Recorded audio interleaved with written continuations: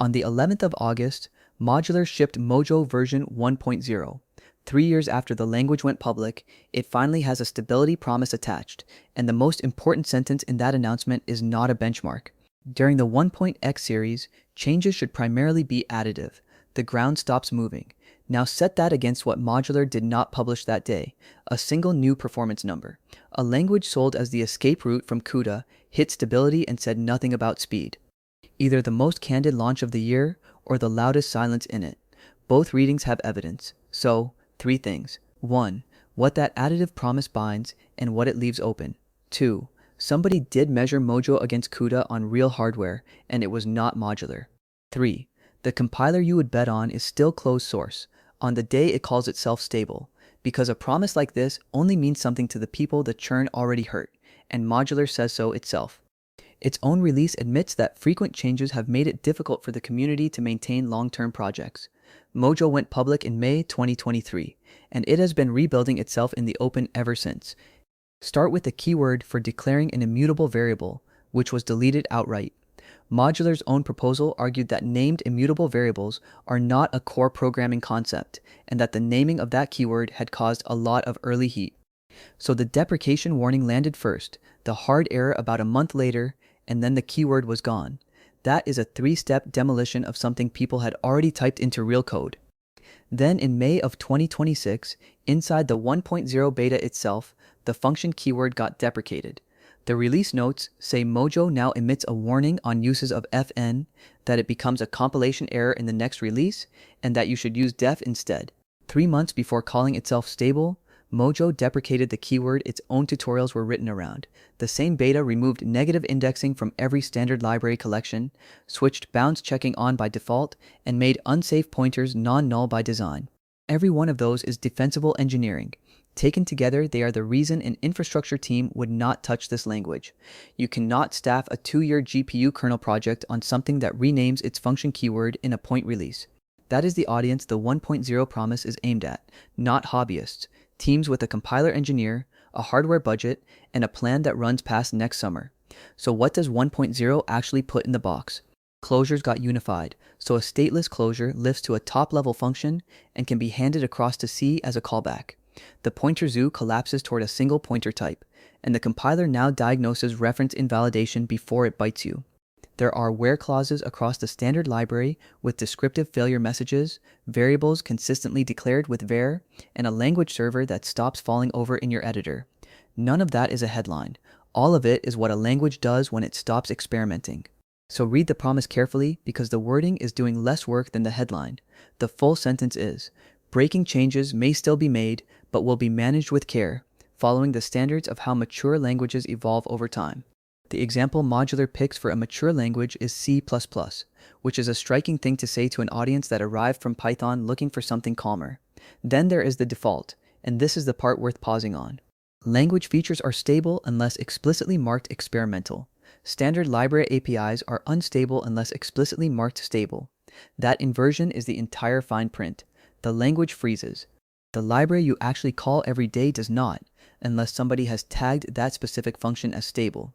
Modular also said, back in December 2025, that a source-breaking Mojo 2.0 would be developed during the 1.x series, behind an experimental flag you opt into.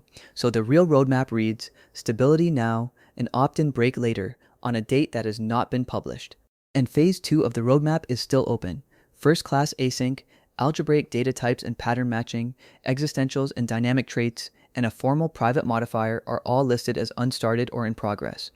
Phase 3, classes, inheritance, untyped variables, has not been started at all. The roadmap describes itself as directional guidance rather than an engineering plan, with no timeline for completion. Even the founding pitch has moved. The roadmap now says Mojo may or may not evolve into a full superset of Python, and that it's okay if it doesn't. So what are you actually agreeing to build on, if the library is unstable by default and the goalposts are optional? Which brings us to the number Modular did not give you. Somebody else ran it, published it, and won an award for it. Researchers at Oak Ridge National Laboratory benchmarked Mojo GPU kernels against Nvidia's CUDA and AMD's HIP, and took Best Paper at the Wax PD Workshop at Supercomputing 2025.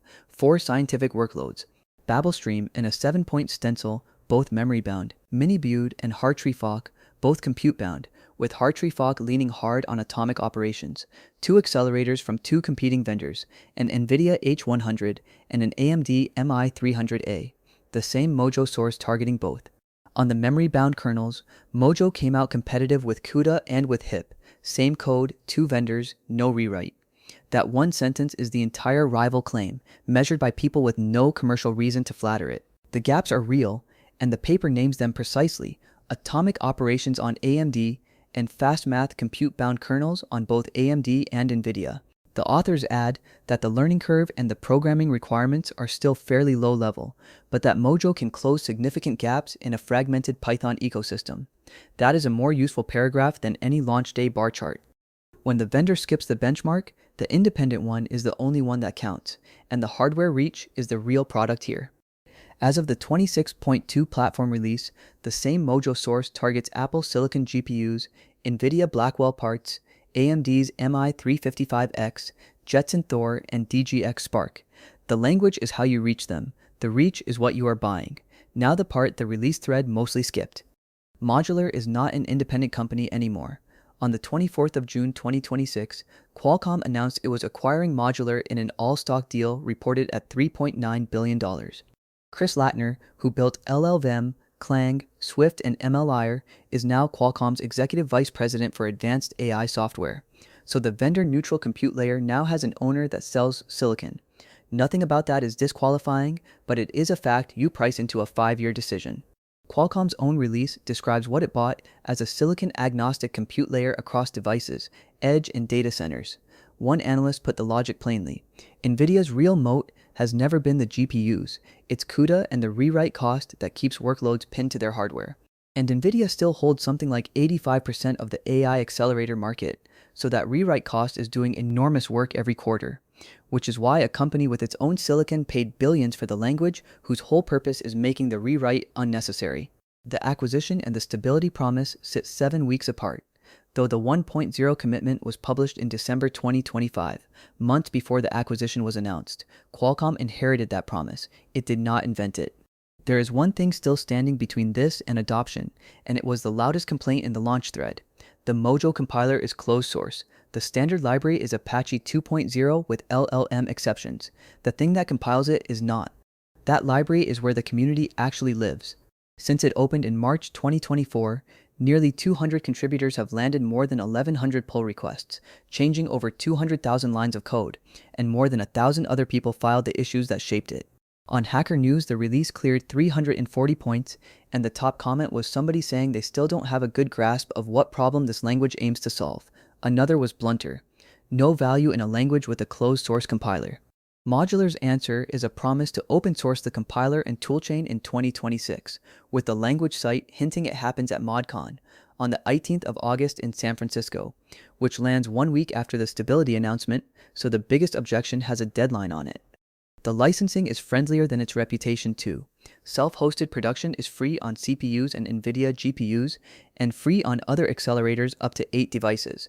Past that, you talk to Modular about enterprise terms. So here is the verdict. Mojo 1.0 is worth adopting right now, for exactly one job: writing GPU kernels that have to run on more than one vendor silicon, inside a team that already employs somebody who enjoys compilers. For that team, the additive promise plus Oak Ridge's memory-bound parity is enough to start a project you will still be maintaining in 2028. For everyone else, and that is most of you, this changes nothing this quarter. If your fleet is all Nvidia and CUDA is working, keep going. Mojo is not a drop-in replacement for Python. Crossing the Python boundary still costs you, and a closed compiler is a real reason to wait 1 week and see what ModCon actually ships. If nothing opens on the 18th, that tells you more than the version number did. But the signal worth trusting is not the number one. A vendor wrote down a constraint on its own future freedom and skipped the free marketing win of a bar chart. Announcements are cheap, constraints cost something, which is worth weighing against the last time this designer shipped a 1.0. Swift reached 1.0 in September 2014. 2 years later, Swift 3 renamed almost everything and shipped with an official migration guide. That is not an accusation. It is the reason the word to watch in Modular's sentence is primarily not additive. which leaves a question that outlives this release. What happens to a vendor-neutral compute layer the first time its owner's own silicon is the slowest thing it targets?